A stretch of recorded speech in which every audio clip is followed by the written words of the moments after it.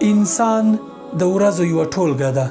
د هرې ورځې په تیریدو د انسان یوه برخه ختمیږي یا یوه برخه یې کمیږي. یعنی که الله تعالی د انسان عمر 80 کاله 7 میاشتې 7 ورځې 7 ساعته او 7 ثانیې ټاکلی وي، د هرې ثانیې په تیریدو د انسان عمر د ختمېدو طرف ته درومي او 0 ثانیې پر طرف روان وي په ډېرې چټکۍ سره چې انسان فکر هم نشي کولی. که موږ تاسې خپل عمر ته په رښتینې ډول وګورو، د ثانیو یوه مجموعه ده چې د هرې ورځې په تیریدو د انسان عمر کمیږي، ثانیې یې بشپړې کیږي، ټاکل شوې موده یې رارسیږي. دا چې انسان د الله تعالی په رتبه کې لومړی مخلوق د ثانیو یوه ټولګه ده، نو ځکه ورته الله تعالی په زمانه باندې قسم کړی دی.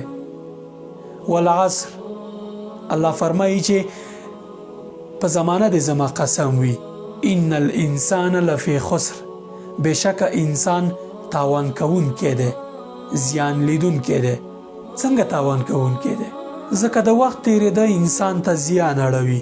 که انسان په دغه ټاکل شوې موده کې خیر ښېګڼې ونه کړي، نیک عملونه ونه کړي، زمانه یې تباه کوي او بالاخره یوه ورځ ناڅاپي دغه وخت چې دته ټاکل شوی دی پای مومي او انسان په ناپامۍ کې وي.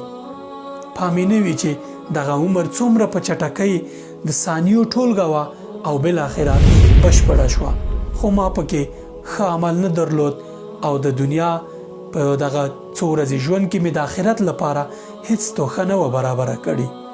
زما خوږو ورونو، دغه محدود ژوند چې مو پر مخ پاتې دی، لویه استفاده ترې وکړئ.